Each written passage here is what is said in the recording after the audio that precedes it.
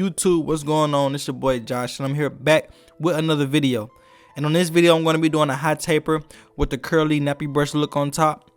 And you know, we're going to just go through this process. So let's get right into the cut. So right now, we're going to pick out the sides of his hair where we're going to be doing the taper at. You want to make sure you get every hair fully extended, so when we cut, we're cutting even. And also, we're going to be brushing down the shorter hairs, so our fade can be more consistent and you know every hair is in place and it's going to be easier to cut. So our first step in doing a taper is setting in our bald line. You don't want to set it too high above the ear. You want to kind of give it a even level with the ear with a slight angle up a little bit. That's what I usually do when I set in my bald line.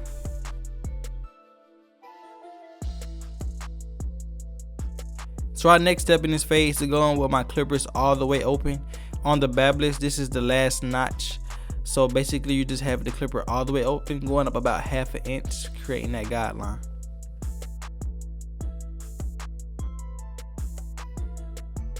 So right now we're going to be working on taking out this guideline that we created. And right now I have my babblers clippers on the second notch from closed.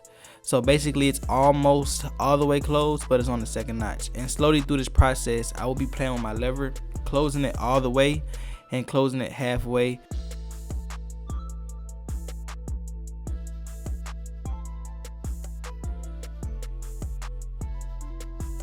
So after taking out that guideline, we're going to be setting in another guideline. So right now I have my babblers with my number 1 guard on all the way open. And I'm just setting in my next guideline, going up about another half an inch. And right now we're getting to the point where we're going to be starting to fade into the longer hair at the top. But right now we're just setting in our next guideline with the one open. And once I started with my one open, we're starting our fading down technique. So right now I have the one guard with it all the way closed. Whenever I'm setting in new guidelines with guards, I always start with the guard all the way open, and then I work my way down to the closed position of the guard. Like I said, we're doing our fading down technique. So after coming with the one guard open, then the one guard closed, to take out that guideline that we created, we have to get our half guard and just flick under the line and flick up to the line until it's all the way gone. So now we're going to be fading into the longer hair. Right now I have my number 2 guard on, which is going to be the biggest guard that I use in this taper fade. And like I said, we're doing our our fading down process. And right now I have my number 2 guard on. So I'm going to be cleaning up some of the bulk, and then throughout this process I'm going to have the clippers all the way closed, just so I can fade down until the blend is all the way done. Our next step in this fade is to grab my 1.5 guard to come directly behind the number 2 guard. And I have it all the way open, and slowly throughout this process I'm going to close the guard all the way, because we're just attacking that line, softening it up to make it disappear.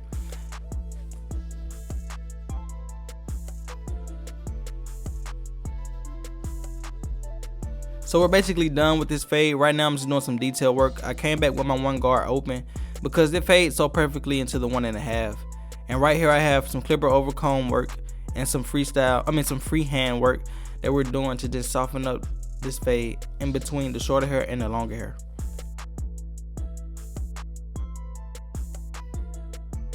Now that we're done with the side tapers, we're going to be doing the neck taper on the back of the neck. And we're setting in our first guideline, which is our bald line, with the same trimmers that we used on the side. Our Babblers Gold Effect skeleton trimmers, and we're just setting in the bald line. And when setting in any guideline, you want to make sure that it is straight across, so your fade won't be higher on one side, it'll be even. Our next guideline is going to be with our clipper all the way open, and we're going to be going up about half an inch, and we're just setting in our next guideline as we move up in this fade.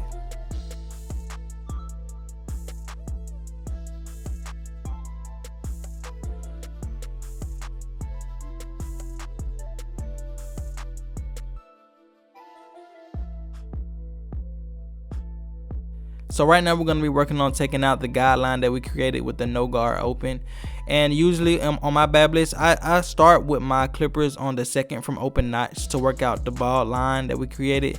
And I slowly close it all the way and open it halfway, just playing around with the lever until I get the line to disappear. It really depends on how your clippers are set, on which way that you're going to have to put your lever on for it to get out. After taking out our first guideline, we come back with the number 1 guard on with the clipper all the way open, setting in our next guideline, going up about 1/2 inch again. And right here in this section, we're going to be fading down. So we're going to start off with the 1 guard open all the way, and then we're going to close it, and then we're going to come back with the 1/2 guard just to get the line out, exactly like we did on the side. It's just a process. Every guideline is a system. As you can see right now, I have my number 1 guard on all the way closed, and basically when we're fading down, we're just softening the line for the next guard or for the next step that we're going to be doing. So basically, with me going in with the clipper all the way open, I made a guideline to the point where if I come back with it 1 closed, it would soften it. Then if I came back with the 1/2 guard, it would make the line completely disappear.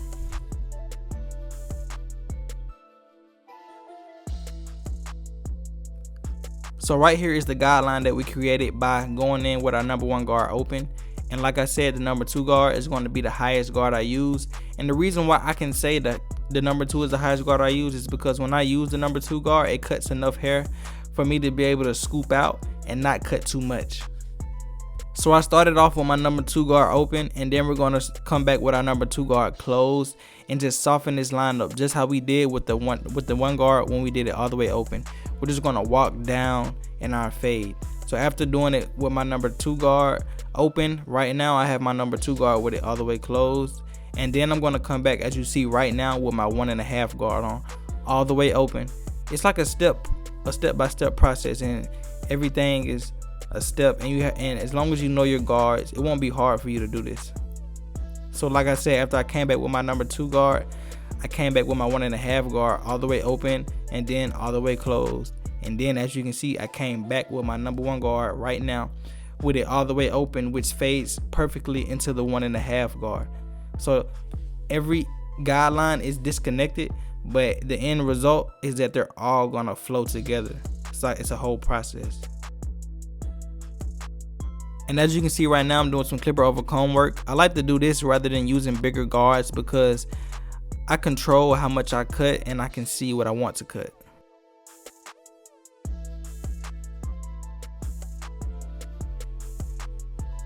So right here on this side of the fade where I'm pointing at, it was a darker area than on the other side. It was a little bit lighter on the right side.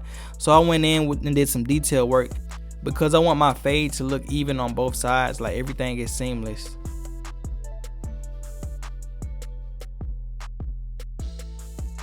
So right now we're going to start our process of the lineup. I always go in with a smaller guard at the edge of the lineup because sometimes it's a lot of bulk and you want to clean up the area a little bit so your lineup, so you can see your lineup, and so you won't have any stray hairs, all in the way, so you can better preserve a lineup. You know what I mean? You just want a clean canvas. So I always go in with like a number 1 guard or 1.5 guard depending on the person's hair. So right now I'm doing my lineup with my Babyliss Skeleton FX trimmers, and I'm just gonna let you guys sit and watch this lineup process. The lineup came out super dope. You're gonna see the neck lines, everything's just super sharp. So sit back and watch.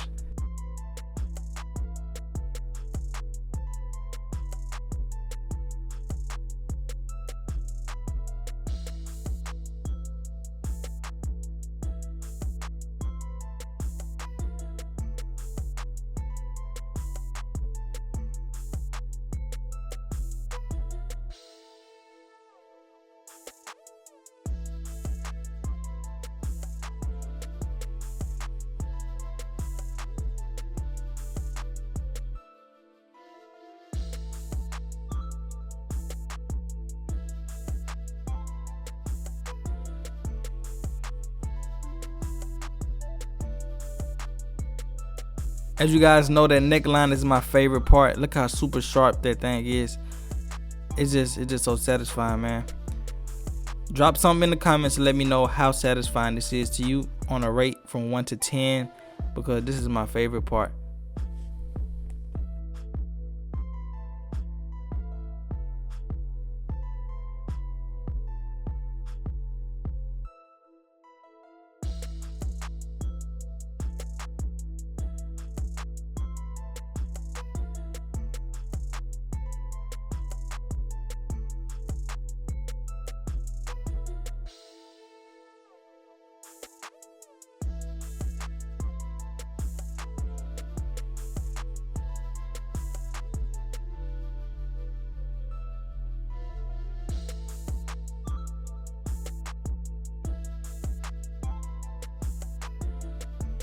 So right here I'm just cleaning up some stray hairs on this hairline so it won't be too many hairs falling over. And right now we're going to be going in with some hair fibers to make this haircut and take this haircut to another level. He doesn't really need the hair fibers like you guys see, man. He has a nice lineup, but we're going to just fill it in and just make this thing turn into a whole nother haircut.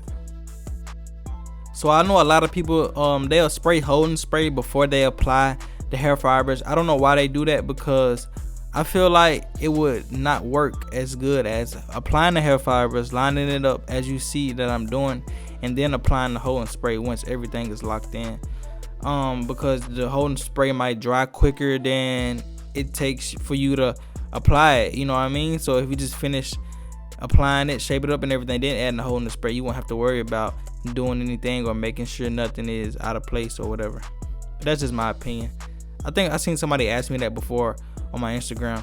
But as you see right now, I'm just applying the holding spray, and I have a towel right here just to wipe off the excess spray on the forehead so it won't be shiny, because it'll make it super shiny if you don't clean it off. So right now I'm just coming back behind my holding spray after I locked in my hair fibers, just to make sure everything is crispy and straight and every hair is out the way and everything is just on point.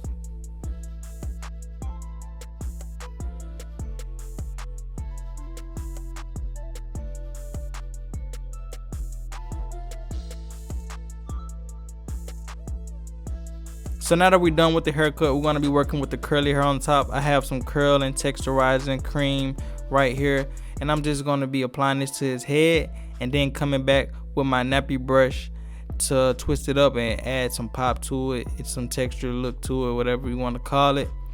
But we're about done with this cut. This thing came out super dope. Just stay tuned to the end. So every time I'm usually done with a haircut, I go in and do detail work on every part of the haircut that I see that needs some work. So right now I'm using the corner of my blade, doing like some thin and shear work. Not cutting too many hairs, but thinning up dark areas in my fade that I want to fix. As you guys can see, that neck taper came out super dope. That thing blended with that sharp line on it.